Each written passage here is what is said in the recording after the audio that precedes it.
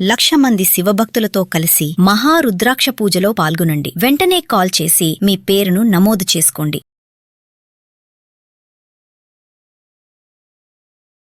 ప్రస్తుతం మనతో ఉన్నారండి ప్రముఖ ఆధ్యాత్మికవేత్త, మంత్రశాస్త్ర పండితులు కొండవీటి దత్తాత్రేయ శర్మ గురుగారు ఉన్నారు. నమస్తే గురుగారు.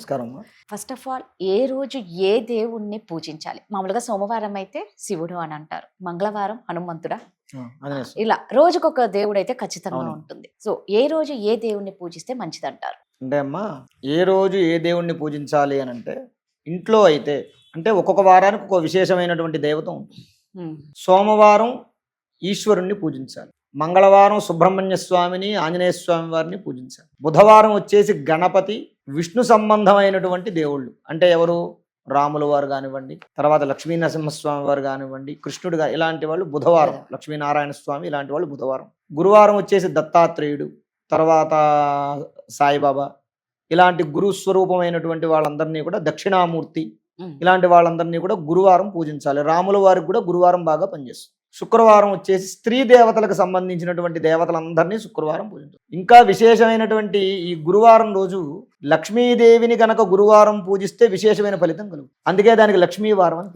వాస్తవంగా అందరూ లక్ష్మీదేవి శుక్రవారం అంటారు కానివ్వండి, కానీ గురువారం రోజు లక్ష్మీదేవిని పూజించడం వల్ల చాలా విశేషమైన శక్తి కలుగుతుంది. తదుపరి శుక్రవారం ఏ స్త్రీ దేవతనైనా సరే, అమ్మవార్లు దుర్గాదేవి, లక్ష్మీదేవి, సరస్వతీదేవి తదితర వీళ్ళందరినీ శుక్రవారం రోజు ఆరాధన చేయొచ్చు.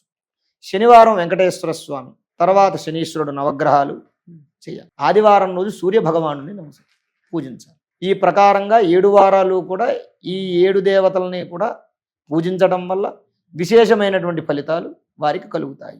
ఉదయం లేవగానే మంత్రాలు చెప్పాలి అంటే చెప్పాల్సిన మంత్రాలు ఏవి? అంటే ఉదయం వాస్తవంగా స్నానానికి ముందు చదువుకోవాల్సిన మంత్రాలు కొన్ని ఉంటాయి, స్నానమైన తర్వాత పూజ సమయంలో చదువుకోవాల్సిన మంత్రాలు కొన్ని ఉంటాయి. మంచం మించి కళ్ళు తెరిచి లేచిన వెంటనే 2 అరిచేతులు కూడా ముఖానికి పెట్టుకుని ఎవరి మొహం చూడకూడదు, అరిచేతుల వైపు చూడాలి. ఎందుకయ్యా అంటే అరిచేతులు శక్తి స్వరూపాలు. చెయ్యి, ఈ శక్తి స్వరూపమైనటువంటి ఈ చేతిలో కరాగ్రే వసతే లక్ష్మి, కరమధ్యే సరస్వతి, కరమూలే స్థిత గౌరీ, ప్రభాతే కరదర్శనం అని చెప్పి ఈ చేతుల్లోనే లక్ష్మీ, సరస్వతి, అలాగే కాళీదేవి ముగ్గురు ఉంటారు, గౌరీదేవి ముగ్గురు ఉంటారు. చెయ్యి చివరి భాగంలో కరాగ్రే వసతే లక్ష్మి, లక్ష్మీదేవి ఉంటుంది చివర, ఇక్కడ కరాగ్రే వసతే లక్ష్మి, కరమధ్యే సరస్వతి, ఇక్కడ సరస్వతీదేవి ఉంటుంది, కరమూలే స్థిత గౌరీ, ప్రభాతే కరదర్శనం అని ఈ ముగ్గురు ఉంటారు. అందుకే మీరు ఎప్పుడైనా సరే దానం చేసేటప్పుడు ఇలా ఇవ్వకూడదు.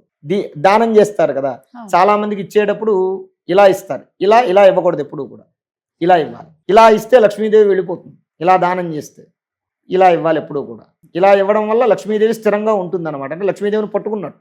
ఇలా అన్నప్పుడు ఏమవుతుందంటే ఈ బొటన వేలు ఇక్కడ తగలపోవడం వల్ల ఏమవుతుంది, ఇలా పట్టుకున్నప్పుడు నీళ్లు వదిలిపెట్టినా, వాళ్ళకి డబ్బులు ఇచ్చినా, ధనం ఇచ్చినా వెళ్ళిపోతుంది. ఇలా మనం ఎవరికైనా ఓ 10 రూపాయలు అప్పిచ్చామంటే ఇంక మళ్ళీ వెనక్కి రాదు.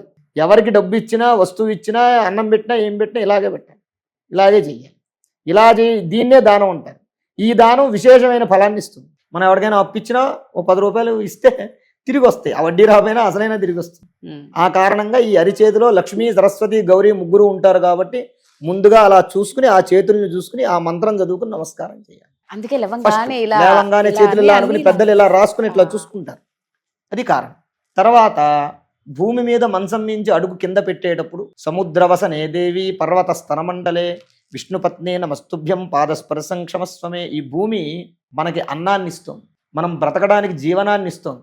ఈ భూమిని భూమాత అని పిలుస్తాం. ఒక భూమిని, నేలని భూమాతగా పిలిచేటువంటి, తల్లి స్వరూపంగా భావించేటటువంటి ధర్మం మన సనాతనమైనటువంటి ధర్మం. అటువంటి తల్లిని కాలుతో తొక్కితే పాపం కదూ. అందువల్ల మంచం దిగేటప్పుడు అమ్మ క్షమించు, తప్పట్లేదు, నేను నిలబడాలి అంటే నువ్వు తల్లివి కాబట్టి నువ్వు నన్ను మొయ్యాలి, నిన్ను తొక్కడం పాపమే అయినా సరే తప్పట్లేదు, క్షమించని చెప్పి నమస్కారం చేసుకో. మీకు చిన్న విషయం చెప్తా.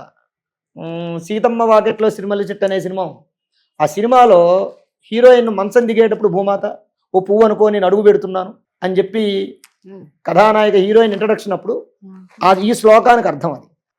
అంత ధర్మం, అంత ఇది ఆలోచన, సనాతనమైన ధర్మం చూపించాడు డైరెక్టర్ దాంట్లో. అమ్మా నేను అడుగు పెడుతున్నాను, నేను పెట్టే అడుగు అనుకోకు, ఓ పువ్వు అనుకో నువ్వు అంటే దాని అర్థం అదనమాట. నేను నీ బిడ్డని కాబట్టి నాకు తప్పట్లేదు, నేను నిలబడాలంటే నేను తొక్కాలి, క్షమించు తల్లి, నీ వల్ల నేను బ్రతుకుతున్నాను కాబట్టి నన్ను క్షమించు అని చెప్పి మంచం అడుగుపెట్టి కాలకృత్యాలు తీర్చుకుని స్నానం చేసేటప్పుడు గంగే యమునే చైవ గోదావరి సరస్వతి నర్మదా సింధు కావేరి జలేస్మిన్ సన్నిధింకురు అని మంత్రం చెప్పుకుని శివనామస్మరణ చేసుకుని చెంబుతో నీళ్లు పోసుకోవాలి. అప్పుడు గంగాది పంచనదుల్లోనూ స్నానం చేసిన ఫలితం మనకు కలుగుతుంది ప్రతిరోజు కూడా. వాస్తవంగా స్నానం చేయడంలో కూడా విధానం చెప్పారు. ఏం చెప్పారు? అయితే సముద్ర స్నానం చేయమన్నారు, లేదా నదీ స్నానం చేయమన్నారు, లేదా తటాక స్నానం అంటే చెరువుల్లో స్నానం చేయమన్నారు.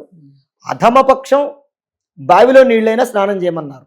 అంతేగాని బకెట్లో నీళ్లు, ట్యాంకులో నీళ్లు బకెట్లో పట్టుకుని స్నానం చేసే విధానం మన ఆచారంలో లేదు. రాత్రి పట్టినటువంటి నీళ్లు పనికిరావు స్నానానికి, అవి ట్యాంకులో ఉంటాయి కదా, వాటి వల్ల కూడా కొన్ని వ్యాధులు వస్తూ ఉంటాయి. కానీ ఇప్పుడు అందరిలో అదే చెప్పేది, సనాతనమైన ధర్మం చెప్పినటువంటి ఆచారం అది. కానీ మనం పాటించలేకపోతున్నాం. అధమపక్షం బావిలో నీళ్ళైనా చేయమన్నాడు, ఎందుకంటే అప్పటికప్పుడు ఊరుతాయి కాబట్టి. దాన్ని కూప స్నానం అంటారు. స్నానం చేసే విధానం అది. ఇప్పుడు అవేమి లేవు, పూర్వకాలం అవన్నీ ఉండేవి కాబట్టి వాళ్ళు 100 ఏళ్ళు 150 ఏళ్ళు 90 ఏళ్ళైనా గట్టిగా ఉన్నారు. ఇప్పుడు ఏమవుతుంది? ఇప్పుడు బకెట్లో నీళ్లు స్నానం చేస్తున్నాం కాబట్టి వాటికి పవిత్రత కోసం ఈ మంత్రం చెప్పాలి. గంగే యమునే చైవ మంత్రం చెప్తే, ఆ నీళ్లు ముట్టుకుని ఆ మంత్రం చెప్తే, ఆ గంగాదేవి నీటి స్వరూపం ఆవిడే కాబట్టి ఆ గంగాదేవి అక్కడ కూర్చుంటే మనం స్నానం చేస్తే ఆ ఫలితం కలుగుతుంది. ఆ రకంగా స్నానం చేయాలి. స్నానం చేసిన తర్వాత అప్పుడు దేవుడు పూజా మందిరంలోకి వెళ్ళి దీపారాధన మంత్రం చెప్పి ముందు దీపారాధన వెలిగించుకోవాలి. ఎప్పుడూ కూడా దీపారాధన వెలిగించి, అసలు పూజా విధానంలో పంచాయతనం అనేటటువంటి విధానం ఉంటుంది. ఈ పంచాయతన పూజ, దేవతల పూజ చెయ్యాలి. ఈ పంచాయతనం అంటే ఏంటి? ఆదిత్యం, అంబికం, విష్ణుం, గణనాథం, మహేశ్వరం.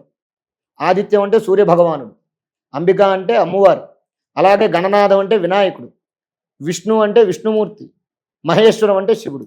ఈ 5 దేవతల యొక్క పటాలు, ఈ 5 దేవతల యొక్క విగ్రహాలు మాత్రమే పెట్టుకోవాలి. ఇంకా వేరే ఏది పెడితే ఏది పూజా మందిరం అంతా ఇష్టం వచ్చినట్టు, మన దగ్గర డబ్బులు ఉన్నాయి కదా అని అన్ని ప్రేములతోటి పూజా మందిరం అంతా నింపుకోకూడదు. శాస్త్రం అది. అన్ని దేవుళ్ళు పెట్టుకుంటే ఎంత పూజ చేయాలి? నువ్వేం చేస్తున్నావు? నువ్వు దీపారాధన చేయడానికే దిక్కు లేదు. అన్ని దేవుళ్ళు, అన్ని విగ్రహాలు, అన్ని ఇవి పెట్టుకుంటుంటే వాటికి ఆకలి వేయదు. మీరు అన్నది వాస్తవం. ఎందుకంటే పటాలు కడగాలన్నా ఫస్ట్ ఆ దేవుని ఇంట్లో ఉన్న పటాలను చూసేసరికి ఇన్ని పటాలు ఉన్నాయి, ఇన్ని కడగాల, టైం ఎంత అంటే మనం ఏకాగ్రత చూపించలేకపోతున్నాం. ఈ ఏదైతే ఈ పంచాయతనం అనే విధానం ఉందో, ఈ పంచాయతనాన్ని పెట్టుకుంటే మిగిలిన ఏ దేవతల ఫోటోలు కానీ విగ్రహాలు కానీ పెట్టుకోవాల్సిన అవసరం లేదు. ఎందుకంటే శివుడికి సంబంధించినవి శివ పరివార గణాలు మొత్తం వచ్చేస్తాయి. ఈశ్వరుడు, వీరభద్రుడు, కాలభైరవుడు, వాటి విగ్రహాలు పెట్టుకోకల్లా ఆయన నుంచి ఉద్భవించినవే కావన్నీ. అలాగే విష్ణుమూర్తి ఉంది, విష్ణుమూర్తి పెట్టుకున్నారనుకోండి, విష్ణుమూర్తి పటమో లేకపోతే ఓ విగ్రహమో సాలగ్రామో పెట్టుకున్నారనుకోండి, విష్ణుమూర్తి నుంచి ఉద్భవించినవేగా. లక్ష్మీనరసింహస్వామి, రాములవారు, కృష్ణుడు, ఇవన్నీ వచ్చినవి. మూలం ఏదైతే పెట్టుకున్నామో తర్వాత పెట్టుకోవాల్సిన అవసరం లేదు. విష్ణుమూర్తిని పెట్టి, కృష్ణుని పెట్టి, రాముని పెట్టి, ఇన్ని దేవతల పటాలు పెట్టడం వల్ల మనం పూజ చేసేటటువంటి కూడా వాస్తవంగా పూజ చేసేటప్పుడు శ్రద్ధ తగ్గిపోవడానికి గల కారణం కూడా కొంతకాలం తర్వాత ఇదే. ఇన్ని దేవతలకు పూజ చేసే ఓపిక తర్వాత కాలంలో ఉండదు. పెట్టుకున్న తర్వాత ఆఖరికి ఏం చేయాలి? ఇవన్నీ కూడా ఎన్ని రోజులు నువ్వు శ్రద్ధతోటి పూజ చేసిన విగ్రహాలు, పటాలు తీసుకెళ్లి గోదావరిలో కలిపేయాలి. ఆ పాపం నిన్ను, నీ పిల్లల్ని వెంటాడుతుంది. కాబట్టి ఎక్కువ పూజా మందిరంలో ఎక్కువ పటాలు కానీ ఎక్కువ విగ్రహాలు కానీ పెట్టుకోకూడదు. కేవలం ఈ 5 దేవతల యొక్క పటాలు లేదా విగ్రహాలు పెట్టుకోవాలి, చిన్న చిన్నవి. వాటికే పూజ చెయ్యాలి. ఆ పూజ చేసేటప్పుడు గణపతి స్తోత్రం, సంకటనాశక గణపతి స్తోత్రం చదవాలి. అది చదవడం వల్ల సకల సంకటాలు తొలుగుతాయి. విద్యార్థి లభతే విద్యాన్, ధనార్థి లభతే ధనం, పుత్రార్థి లభతే పుత్రాన్, మోక్షార్థి లభతే. ఎవడు ఏ కోరికతో ఆ పారాయణం చేస్తాడో వాడికి ఆ కోరిక తీరుతుంది. అలాగే గణపతి అయిపోయిన తర్వాత ఆదిత్య హృదయం చదువుకోవాలి, లేదా సూర్య కవచంగానే చదువుకోవాలి సూర్య భగవానుడికి. దానివల్ల ఆరోగ్యం కలుగుతుంది. ప్రధానంగా మనిషికి కావలసినవి. తర్వాత అమ్మవారు ఆపదుద్ధార దుర్గా స్తోత్రం అని ఉంటుంది, అది చదువుకోవాలి, లేదా దుర్గా స్తోత్రాలు చదువుకోవాలి. దానివల్ల ఆపదలు కానీ కష్టాలు కానీ కలగకుండా ఉంటాయి. తర్వాత విష్ణుమూర్తికి సంబంధించినటువంటి కేశవనామాలో విష్ణుమూర్తి స్తోత్రం లేదా లక్ష్మీనరసింహస్వామి స్తోత్రం ఏదో చదువుకోవాలి. వాటి వల్ల ఏమవుతుంది అంటే విష్ణుమూర్తి యొక్క అనుగ్రహం వల్ల రక్షణ కలుగుతుంది. భూత ప్రేత పిశాచాది బాధలు, శత్రు బాధలు, నరఘోష బాధలు లాంటివి తగలకుండా ఉంటాయి. తర్వాత పరమేశ్వరుడి యొక్క స్తోత్రాలు, లింగాష్టకం కానీ, పంచాక్షరి స్తోత్రం కానీ, చంద్రశేఖరాష్టకం లేదా ఇతరత్ర శివస్తోత్రాలు ఏదైనా చదువుకోవాలి. అలా ఈ శివస్తోత్రాలు చదవడం వల్ల అష్టైశ్వర్యాలు కలుగుతాయి. ఈ 5 పూజిస్తే చాలు, ఇంకెవరిని పూజించాల్సిన అవసరం. ఈ 5 అందరూ ఉన్నారు. అంటే సింపుల్ గా నేను చెప్పే పూజా విధానం కూర్చుని గంటలు పొద్దున్న మొదలుపెట్టి ఎప్పుడో మధ్యాహ్నం 12ంటికి లేచి భక్తి ఉండొచ్చు, కానీ అధిక భక్తి అనేటటువంటిది నువ్వు ఒకటే భక్తితోటి ఒక బిల్వదళం పెట్టినా అదే ఫలితం. త్రిదలం త్రిగుణాకారం త్రినేత్రం చ త్రియాయుధం త్రిజన్మ పాప సంహారం ఏకబిల్వం శివార్పణం. ఏకబిల్వమనే అన్నాడు, 100 బిల్వాలు శివార్పణం అనలేదు. ఒక బిల్వం పెడితే 3 జన్మల నాటి పాపాలని ఆ బిల్వం పెట్టిన ఫలితం వల్ల తీసేస్తాడు. కానీ భక్తిగా పెట్టాలి. ఆ భక్తిగా చేసే పూజ 1 నిమిషమే చేయి, 10 నిమిషాలే చేయి, అది నీకు మంచి ఫలితాన్ని ఇస్తుంది. నువ్వు నీకు శ్రద్ధ లేకుండా, ఓపిక లేకుండా, నీకు ఇంట్రెస్ట్ లేకుండా, వాడెవడో కూర్చుని 1 గంట సేపు పూజ చేస్తున్నాడు అని చెప్పి నువ్వు 2 గంటలు కూర్చుని వాడి మీద పంతం కోసం నువ్వు కూర్చుని చేయడం వల్ల నీకు ఏ విధమైన ఫలితం రాదు. ఆ రకంగా మనం ఉదయం ఈ పూజలు, ఈ పంచాయతన దేవతల్ని పూజించటం వల్ల, పంచాయతన దేవతల యొక్క స్తోత్రాలు చేయడం వల్ల, ఇది సింపుల్.